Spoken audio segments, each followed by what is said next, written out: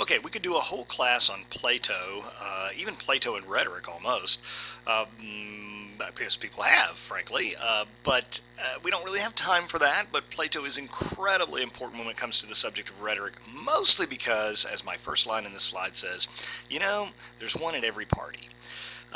Here we are in the ancient world. People are trying to learn how to speak well, and they're trying to figure out how do you teach someone to be a great speaker.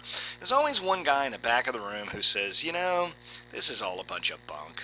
I don't believe it. These guys are a bunch of shams. They're a bunch of phonies. There's always a skeptic in the crowd, right? Well, there we are with Plato, because Plato, particularly in the Gorgias, right, which is a dialogue, we'll talk about that in just a second, but not so much in Phaedrus, which are the two important dialogues where Plato addresses the subject of rhetoric. There's other stuff, but these are the two biggies that we're going to focus on for this one. And I'm just going to hit the highlights. Like I said, the purpose of this is not to go through it line by line, but to give you some things to be looking for, to get our discussion off to a good start, our online discussion or questions, and our in-class face-to-face will cover things line by line, a little bit more in passages in greater detail. With Plato's dialogue, Gorgias, we get our first real questioning of rhetoric. Now, it can be a little confusing. First, a little recap of Platonic dialogues. Most of you guys know this already. Number one, it reads like a play with major characters in it, right? But it's a dialogue, and Plato wrote his dialogues with Socrates, of course, as the main protagonist, the main character, if you will. Did Socrates actually engage in these dialogues with these people, or is this some sort of fictional device? We don't know. You can speculate on your own. There's been a lot of that for the last couple thousand years anyway. It's hard to believe that Plato would have been putting this down word for word. He had to have at least a little bit of literary license to it, but be that as it may, these dialogues were meant to be vehicles through which Plato, through his mentor and teacher Socrates, put forward some of the major philosophical questions of the time and argues them out through a process known as dialectic. Okay, dialectic is this kind of one guy says one thing, another guy challenges it. They take a topic like justice or happiness or truth or whatever it happens to be, and they use reasoning, language and reasoning to try to come to some sort of conclusion or some sort of greater truth that helps guide us in terms of our lives, right? So a dialogue, for example, on justice starts off with a conversation or maybe a back and forth argument where the two individuals are trying to come to some sort of definition of justice, some sort of application of, well, how should we live our lives so that we are just?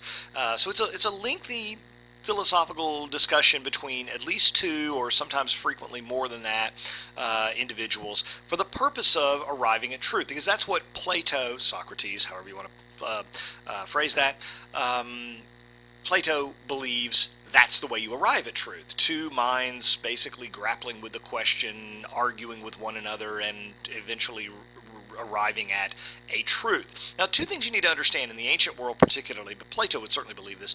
There are two types of truths. There are probable truths, and then there are certain truths or scientific truths, okay? Now, that's an important distinction there, because there are some things that we can know with absolute certainty according to the ancients anyway. Mathematical truths, for example, would be certain truths or scientific truths. Probable truths would be that things that we can't know with absolute mathematical certainty, but that we base our lives on. For example, Joe, my friend, has never cheated me. He's therefore an honest man. You can trust honest men with your money. So it's probably true that Joe's an honest fellow. Now, that's a simplification, but basically the notion that rhetoric deals with probable truths and dialectic deals with certainties or scientific truths is the kind of the dichotomy that they're trying to set up here, okay? It's more complex than that. We'll get into it in class a little bit, but keep that in mind, that there's this argument about the existence of probable truths versus scientific truths. Aristotle will deal with this in much greater depth than this. Well, okay, so what do we see in the Gorgias? Well, Socrates, or Plato's, challenges to rhetoric are as follows. Number one, what is rhetoric a science of? In other words, he really wants to know from all of these people, Polus and all of these guys, if rhetoric is a science and it aims at an episteme, which is scientific truth, An episteme of what, right? So what is it a science of? I mean, biology is the science of life, physics is the science of the physical world, chemistry is the science of elements. What's rhetoric a science of if it's a science? So what he's getting at here is that there's no way you can claim that rhetoric arrives at certain truth or scientific truth, right?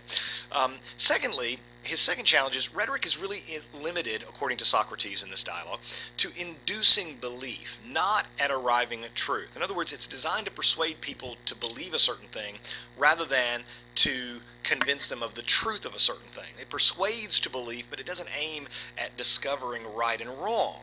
Okay, because in fact, it takes some of the practitioners take great pride in being able to, consider the truth to be something that's malleable or flexible, or look at what I can do to create the belief in truth, as opposed to arriving at truth itself. Sophists are really moral relativists, but dialectic, according to Socrates, is the way to arrive at truth. Now, Polus is a great example of someone who is skilled in rhetoric in this dialogue, but not in dialectic. In other words, he's a good speaker, but he's a lousy reasoner.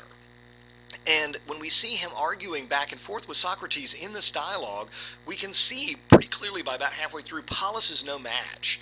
He really does not know how to reason very well, but he can turn a phrase quite well. Okay, and so he's sort of the living proof of Socrates' argument that if you're trained in rhetoric like Polus is, you can really get people to believe something, but what you're getting them to believe may or may not be true, and the way to arrive at truth is to go through the dialectic process, which Socrates is trying to demonstrate or model through this and other of Plato's dialogues. Got it? Okay?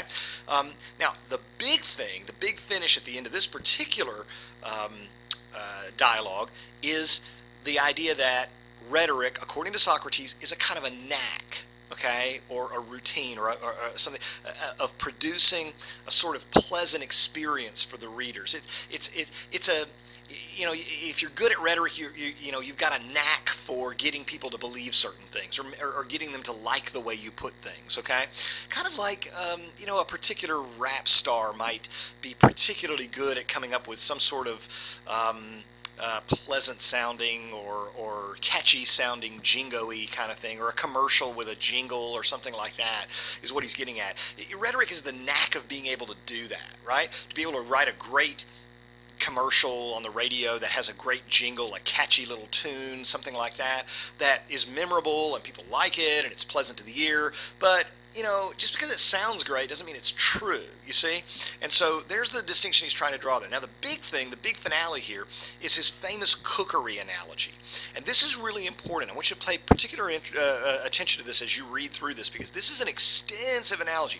What he's trying to say is, look, rhetoric is to truth what cookery is to good health. Now, it doesn't hold up that well, so I'm going to use some modern things. He says rhetoric is like cosmetics. It's like flattery. It's like cookery, as opposed to medicine and whatnot. In other words, a modern analogy might be better like, well, okay, there's good health, and then there's plastic surgery.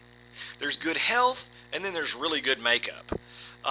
There's junk food, and then there's healthy food, right? So when you hear cookery, think gourmet or tasty food as opposed to healthy food. Okay, so he's trying to set that up, and that's a really famous analogy, because he's going to take a look at the next slide here, and we talk about the Phaedrus. He's going to potentially do kind of an about face when you read the Phaedrus, because when you read these two together, you think, gosh, it's hard to believe that the same guy wrote these two different pieces on rhetoric, because they exhibit such different attitudes. And I don't know that it's necessarily a full about face like some people have tried to say, but it certainly is a change, and we do know that the Phaedrus was written later. So his initial sort of hostility or objections or challenges to rhetoric that he puts forward in the Gorgias, that it's all those things we just talked about in the last slide, he modifies it greatly, he alters it greatly, because now he credits rhetoric with the ability to move the souls of listeners to the truth via language. He kind of drops this whole, what is the science of rhetoric? What's it a science of? What is it a study of? And he really kind of gets off of that hobby horse and begins to say, It actually is a very important thing because although it doesn't uncover truth, it allows truth to get to the souls of the listener and move them to do the right thing. And so he elevates this to a nobler use, the ability to influence the intellect and move the soul to do the right thing. So truth comes first, right? Knowing truth, that is, through dialectic, but rhetoric is not dismissed as mere flattery here, or cosmetics, or cookery, or junk food, or cosmetic surgery, right? He really credits it in the Phaedrus, and I want you to look for that when you read through it, with that. Now, why is this all important? Well, number one, it's important to see that a person as prominent as Plato changed his mind, it seems, about rhetoric, from the Gorgias to the Phaedrus.